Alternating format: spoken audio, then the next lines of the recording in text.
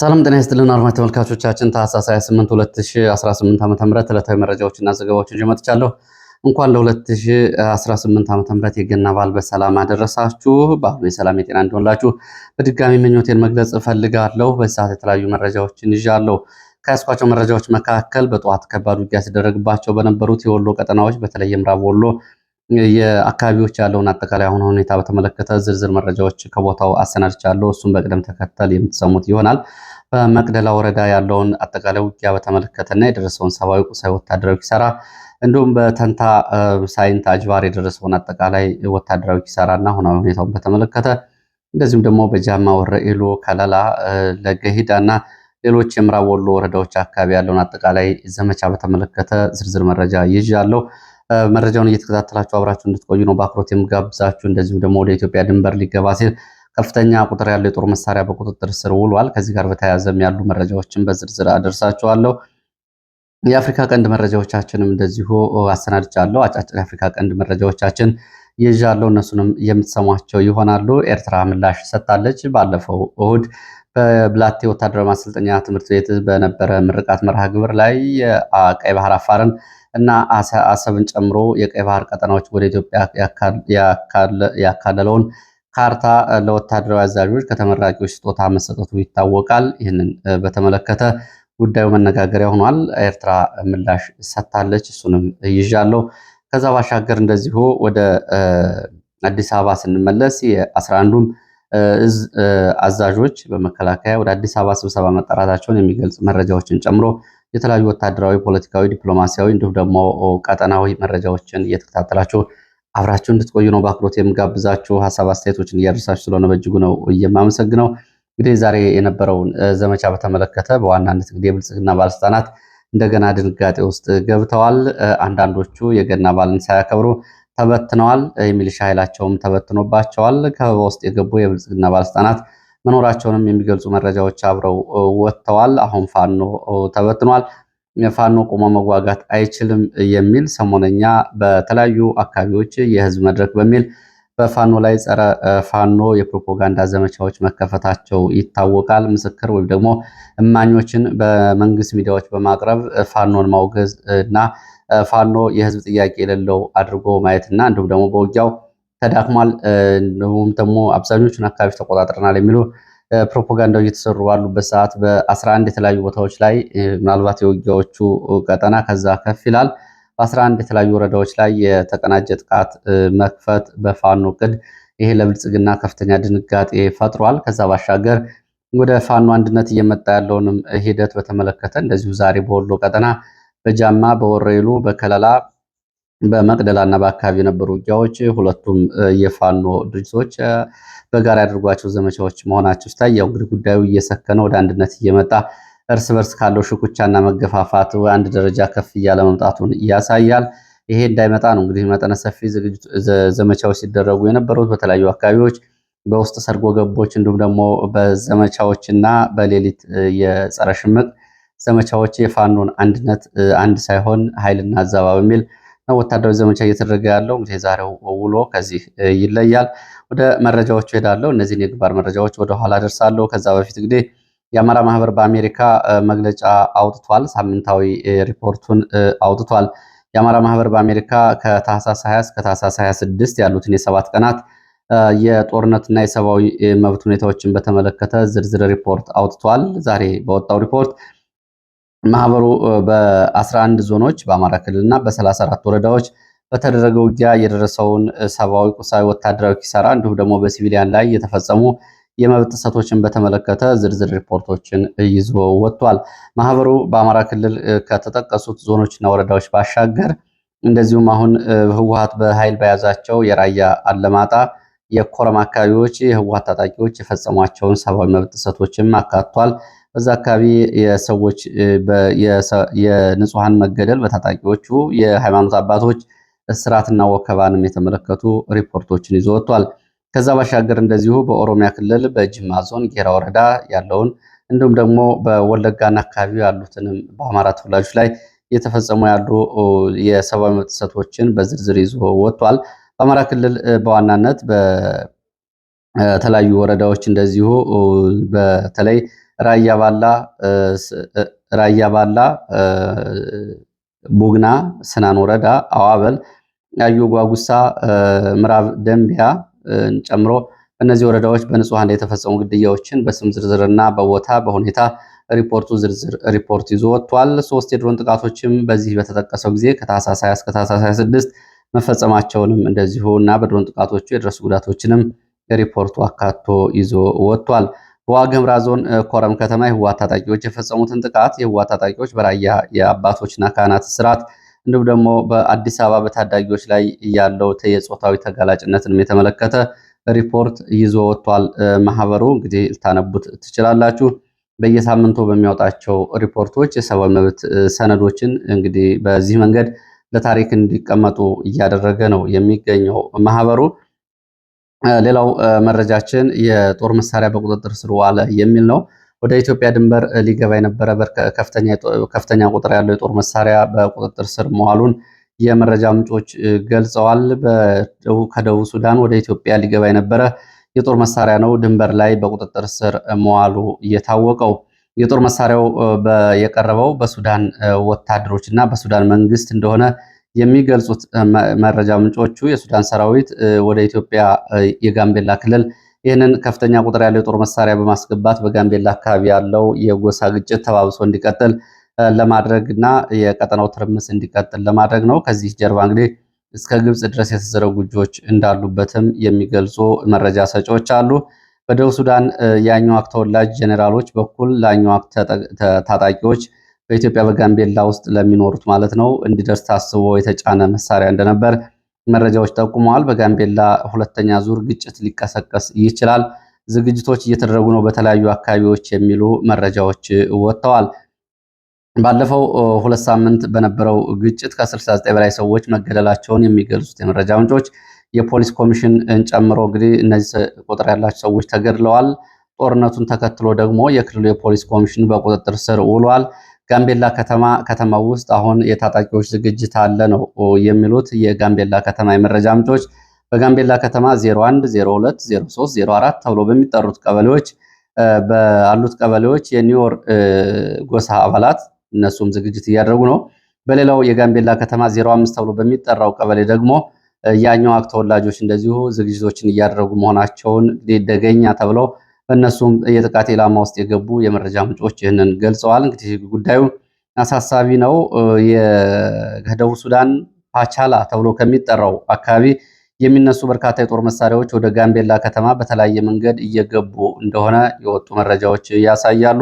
የጋምቤላ ከተማን መዳረሻ ያደረገው የጦር መሳሪያ ከፓቻላ በተሽከርካሪ በክልሉ የጸጥታ ሰዎች ትብብር ጭምር ነው እየገባ የሚገኘው።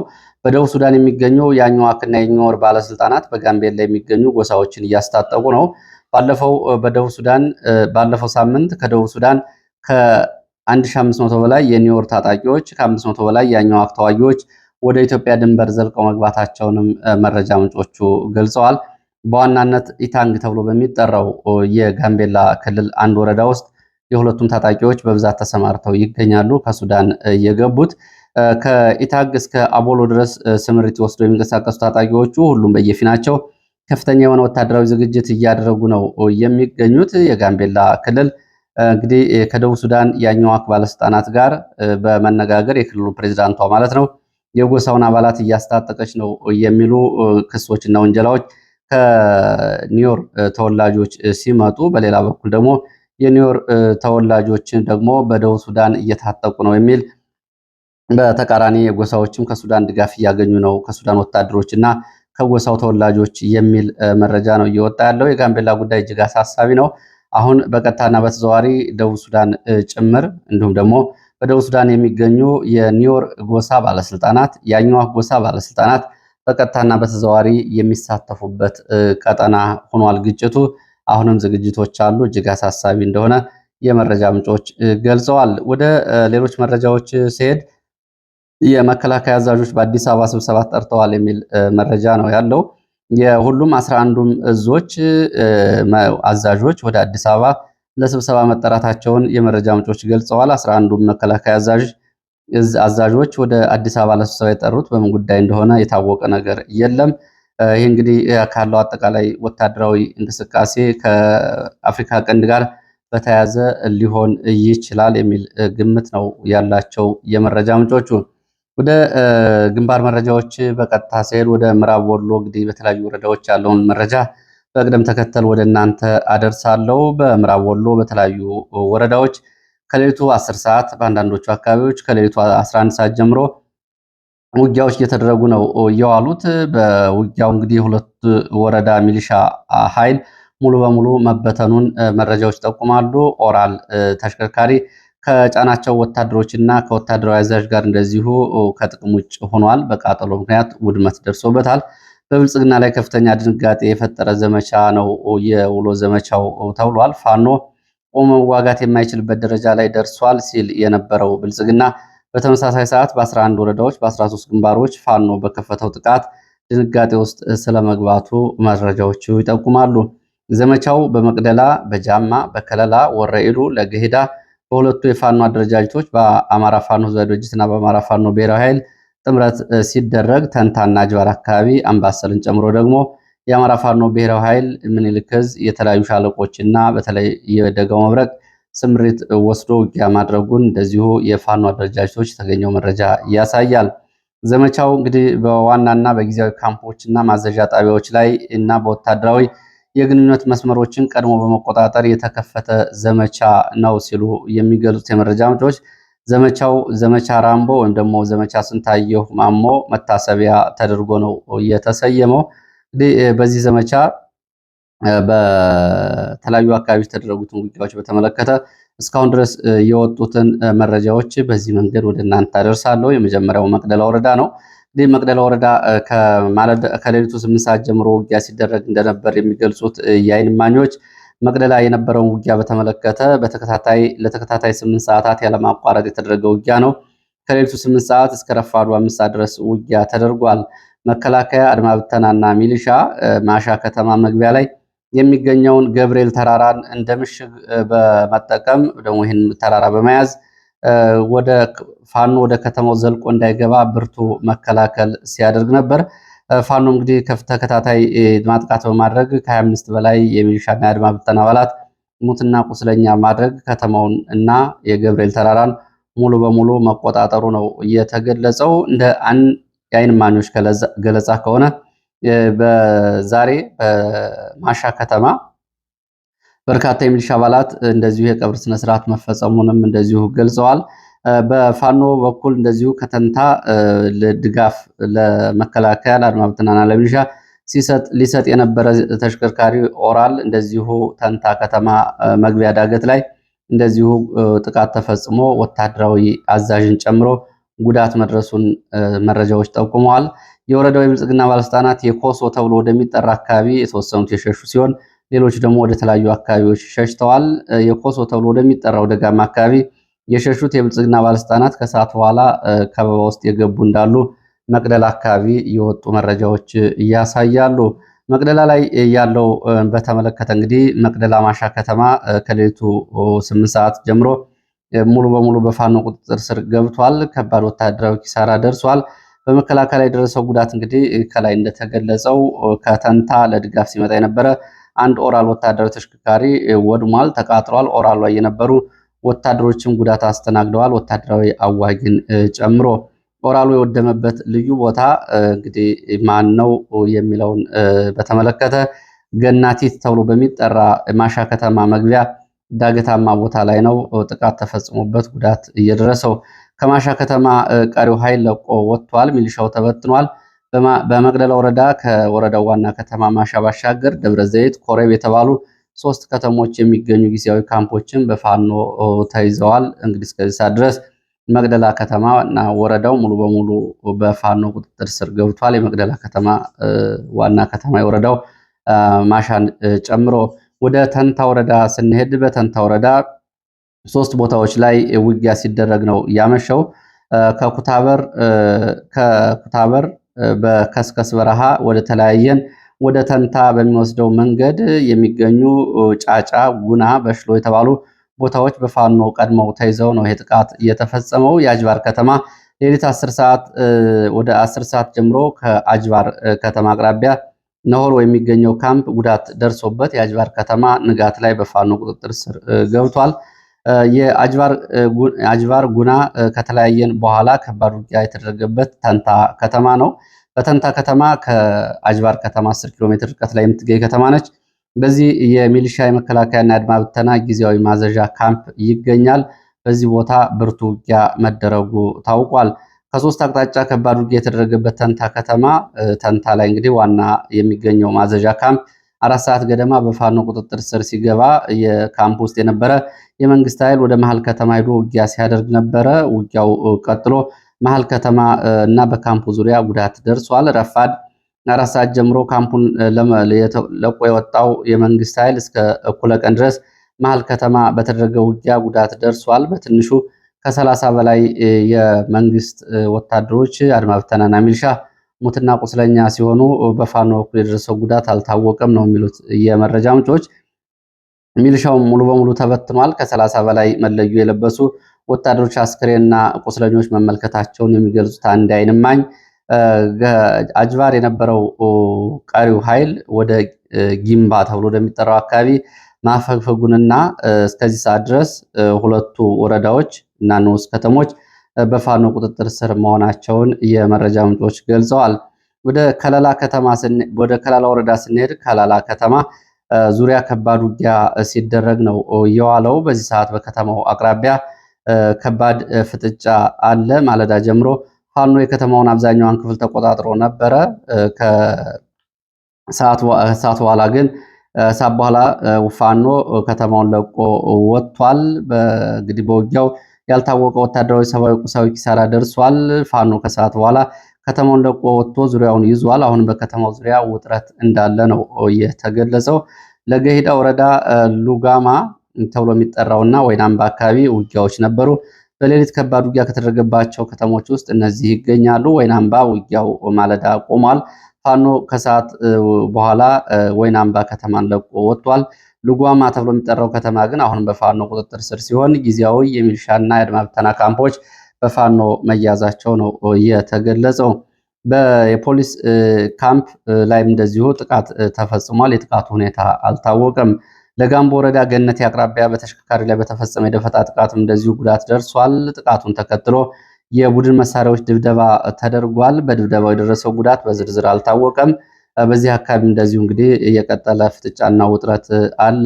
ጃማ ወረዳ ወደ ጃማ ወረዳ ስንሄድ ጃማ ወረዳ ከዶጎሎ ከተማ ከሌሊቱ 11 ሰዓት እስከ ረፋዱ 2 ሰዓት ድረስ ውጊያ መደረጉን የመረጃ ምንጮች ገልጸዋል። በጃማ ደጎሎ ከተማ ቻይና ካምፕ፣ ሆስፒታል፣ ጃማ ወዲያ ተብሎ በሚጠሩ 3 አካባቢዎች ውጊያ የፊት ለፊት ውጊያ ሲደረግ ተመልክተናል ብለዋል። በውጊያው የደረሰው ዝርዝር ጉዳት አልታወቀም።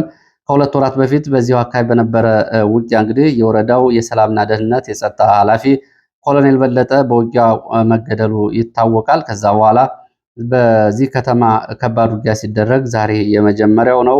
ፋኖ ከደጎሎ ከተማ ለቆ ወጥቷል ረፋዱን የሚሉ መረጃዎች ወጥተዋል። በወረኢሉ ከተማ አቅራቢያም እንደዚሁ ክሬ ማርያም ተብሎ በሚጠራ ቦታ ከሌሊት ጀምሮ በቡድን መሳሪያዎች በድሽቃ በሞርተር የታገዘ ውጊያ ሲደረግ ነው እያረፈደው። በውጊያው እንግዲህ ከወረኢሉ ሰኞ ገበያ ተጨማሪ ኃይል ወደ ውጊያ ቀጠና መንቀሳቀሱን የገለጹት የመረጃ ምንጮች በዚህ ውጊያ የደረሰው ጉዳት በዝርዝር አልታወቀም። ከወረኢሉ ጃማ፣ ደጎሎ እንዲሁም ደግሞ ካራ ምሽግ ወደ ሚዳ፣ አለም ከተማና አዲስ አበባ የሚወስደው መንገድ ከጃማ ከለላ ወደ ተንታና መቅደላ፣ አጅባር፣ ጊምባ ከደሴ ወደ ምዕራብ ወሎ አንዳንድ ወረዳዎች የሚወስደው መንገድ ረፋዱን ብዙ ቦታዎች ላይ በነበረው ውጊያ ምክንያት ተቋርጦ ነበር። ከሰዓት በኋላ አንዳንድ ቦታዎች ላይ እንደገና መንገዱና ትራንስፖርት አገልግሎት ተጀምሯል የሚሉ መረጃዎች ናቸው ያሉት። ካምባሰል፣ ጅብጊዶ፣ ተንታጅባር፣ ኖሆሮ ሜዳ፣ መቅደላ፣ ማሻ፣ ኮሬብ፣ ከለላ፣ ሉጓማ እንዲሁም ደግሞ ለጋምቦ ጠርጤራ የነበረው የውጊያ ሁኔታን በተመለከተ እንግዲህ በ15 ቦታዎች ላይ ውጊያ ስለመደረጉ ነው መረጃዎች የሚገልጹት። በዚህ በነበረው ውጊያ የደረሰው ወታደራዊ ኪሳራ በዝርዝር አልታወቀም። የውጊያው ሁኔታን በተመለከተ የውጊያው ሁኔታ እንግዲህ አገናኝ መንገዶችን በመቁረጥ ከተሞችን በመክበብ በተመሳሳይ ሰዓት ብዙ ቦታዎች ላይ የጋራ ዘመቻ በመክፈት የኃይል መዛባት ለማድረስ ታስቦ የተደረገ ዘመቻ ነው። ግንኙነት ሰንሰለቶች፣ የሎጂስቲክ አቅርቦቶች ጭምር በመቁረጥ የተደረገ ውጊያ መሆኑ ከፍተኛ ወታደራዊ ጉዳት ደርሷል። የደረሱ ጉዳቶች እንግዲህ ተጠናቅረው ይቀርባሉ። በዚህ በአንዳንድ አካባቢዎች ያሉ የብልጽግና ባለስልጣናት እንግዲህ ለቀው ጠፍተዋል። ከፊሎቹም እንደዚሁ ወታደሮች ጋር ተቀላቅለው እንደዚሁ ውጊያ ሲያደርጉ እንደነበር የሚገልጹ መረጃዎች አሉ። ለምሳሌ በመቅደላ ወረዳ የብልጽግና ባለስልጣናት ለቀው ጠፍተዋል። ከፊሎቹ ወደ ጊምባ ተብሎ ወደሚጠራ ወታደራዊ ካምፕ ሲሸሹ፣ ሌሎቹ ደግሞ እንግዲህ ኮሶ ወደ ተባለው ቦታ ሄደው ከበባ ውስጥ መግባታቸው ታውቋል። አንዳንዶቹ ራሳቸውን ቀይረው ወደ ገጠር ሂደዋል። የተንታ አጅባር ተመሳሳይ የብልጽግና ባለስልጣናት ከሰራዊቱ ጋር ወደ ጊምባ ሲወጡ፣ ሌሎቹ ራሳቸውን ደብቀው ወደ ገጠር አካባቢ ተበትነዋል ነው የተባለው። መቅደላ ወረዳ ለመከላከያ፣ ለሚሊሻ፣ ለአድማ ብተናና ለሌሎች የፖሊስ አባላት ለገና በዓል መዋያ በሚል በወረዳው በጀት ላይ የተገዙ በሬዎችና ለገና የቀረቡ ሙክት ሰንጋ ዛሬ እንግዲህ በፋኖች ገብተዋል። የብልጽግና ባለስልጣናት ከጸጥታ ኃይሉ ጋር በጋራ ገና እናከብራለን በሚል ገዝተዋቸው የነበሩት ሰንጋዎች፣ ሙክትና እንደዚሁ የእርድ እንስሳት በፋኖ ሲወሰዱ፣ በዚህ ጦርነት ምክንያት የመከላከያ ካምፕ ሊያከብሩ የነበሩ የብልጽግና ባለስልጣናት ገና በዓልን ሳያከብሩ እነሱም እንደዚሁ እንግዲህ ተበትነዋል ነው የተባለው። እስከዚህ ሰዓት ድረስ መቅደላ በፋኖ ቁጥጥር ስር ይገኛል። ወደ ሌሎች መረጃዎች ስንሄድ ወደ ኤርትራን የተመለከተ መረጃ ነው የማስከትለው። ኤርትራ ምላሽ ሰጥታለች። ባለፈው እሁድ በብላቴ ወታደራዊ ማሰልጠኛ ትምህርት ቤት በነበረ የምርቃት መርሃ ግብር ላይ ለወታደራዊ አዛዦቹ ከወታደሮቹ የተሰጠው የኢትዮጵያ ካርታ እስካሁን ድረስ ውዝግቡ አልበረደም። ካርታው የቀይ ባህር አፋር ተብሎ የሚጠራውን አካባቢ አሰብን ጨምሮ እስከ ቀይ ባህር ድረስ የኢትዮጵያ አካል አድርጎ የሚያሳይ ካርታ ነው። ይህንን ተከትሎ እንግዲህ በወቅቱ የተለያዩ በተቃውሞም በድጋፍም የተለያዩ ሀሳቦች ሲወጡ ነበረ። በምስራቅ አፍሪካ፣ በአፍሪካ ቀንድ በተለይ በኢትዮጵያና በኤርትራ መካከል ጦርነት ቢቀሰቀስ ሊደርስ የሚችለውን ጉዳት በተመለከተ ሲወጡ የነበሩ የቅድመ ትንበያዎች እንዲሁም ደግሞ የፎሬን ፖሊሲ 2026 የጸጥታ ስጋትን ጨምሮ የተለያዩ አስተያየቶች እየቀረቡ ነበር። ለማንኛውም በዚህ ጉዳይ ላይ የኤርትራ ምላሽ ሲጠበቅ ነበር። የኤርትራው ቃል አቀባይ የማነ ገብረ መስቀል ብልጽግና ግዴለሽ የሆነ የጦር ዛቻ በኤርትራ ላይ ከፍቶባታል ሲሉ ከሰዋል። ብልጽግና የኤርትራን ሉዓላዊ የባህር ዳርቻ የኢትዮጵያ አካል አድርጎ በማቅረብ ኢትዮጵያ የባህር በር ተጎጂ ነች በሚል ውጭ ሀገራትና ለዲፕሎማቶች ግዴለሽ የሆነ መረጃ ዘመቻ እያሰራጨ ነው። በኤርትራ ላይም ዘመቻ ከፍቷል። ይህም እንግዲህ ለውጭ አካላት ጉዳዩን ለማሳየት ሆን ተብሎ የተደረገ ነው የሚል እንግዲህ ከኤርትራ በኩል ምላሽ ተሰጥቷል። ብልጽግና ትኩረት ለመሳብ ሆን ብሎ ዘመቻ በኤርትራ ላይ ከፍቷል። ጠባጫሪ ድርጊቶችን እያደረገ ነው የሚል ንግግሮች ጨምረው እንግዲህ ምላሾችን ጨምረው ነው የሰጡት የማነ ገብረ መስቀል። ባለፈው በብላቴ ወታደራዊ ማሰልጠኛ ዘመቻ ላይ የነበረው እንግዲህ ወታደራዊ ምረቃ ላይ የቀረበው ካርታ ነው ለዚህ ምላሽ መነሻው። ወደ ሌሎች የአፍሪካ ቀንድ መረጃዎች ሲሄድ ወደ ሶማሌላንድ የሚወስደን መረጃን የማስከትለው በሶማሌላንድ የእስራኤል የውጭ ጉዳይ ሚኒስተር ዛሬ ሶማሌላንድ ሀርጌሳ ገብተዋል። ይህ እንግዲህ የዓለም ሚዲያዎች መነጋገሪያ ሆኗል። ዛሬ የእስራኤል ጠቅላይ ሚኒስተር እስራኤል እውቅና ከሰጠች በኋላ የእስራኤሉ ጠቅላይ ሚኒስተር እውቅና ከሰጡ በኋላ ነው እንግዲህ የእስራኤሉ የውጭ ጉዳይ ሚኒስተር ጌዲዮን ሳር ዛሬ ሀርጌሳ የገቡት። ልክ ሀገሪቱ እውቅና በሰጠች በ10ኛው ቀን ነው ዛሬ ጉብኝት ያደረጉት። ከሶማሌላንድ ባለስልጣናት ጋር በጋራ መግለጫ ይሰጣሉ ተብሎ ይጠበቃል። ከዛ ባሻገር እስራኤል ከሶማሌላንድ ጋር የሚኖራትን ስትራቴጂክ ወታደራዊ እንዲሁም ደግሞ ኢኮኖሚያዊ፣ ፖለቲካዊ ትብብሮችን ይፈራረማሉ ተብሎ ይጠበቃል። ከነዚህ ውስጥ እንግዲህ የጋዛ ተፈናቃዮችን ሶማሌላንድ ማስፈርን፣ የእስራኤል ትልልቅ የጦር ቤዞችን በበርበራና በአካባቢው ማግኘትን፣ የእስራኤል ኢንቨስትመንትን ጨምሮ ከሶማሌላንድ ጋር የተለያዩ ወሳኝ ግንኙነት እና አጋርነት ስምምነቶችን ይስማማሉ ተብሎ ይጠበቃል።